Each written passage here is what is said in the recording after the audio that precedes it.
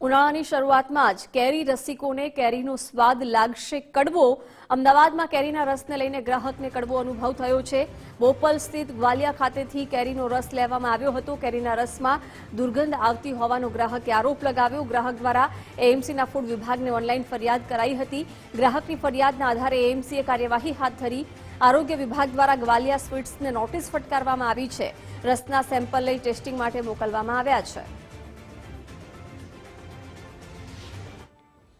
आमरस लिया तभी मैंने टेस्ट कराया सर को।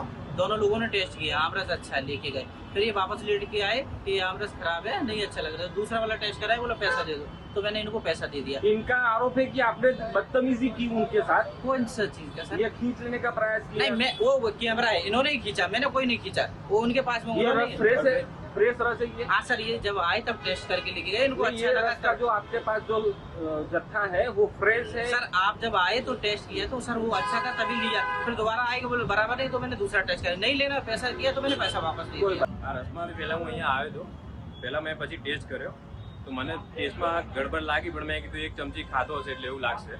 પછી ઘરે લઈ ગયો, ઘરે લઈ જઈને પછી સ્મેલ આવવા લાગી. પછી હું પાછો લઈને આવ્યો, બતાવીને પછી મેં કીધું તો પછી મારી જોડે જેવી તેવી રીતે પહેલાં વાત કરવા લાગ્યો.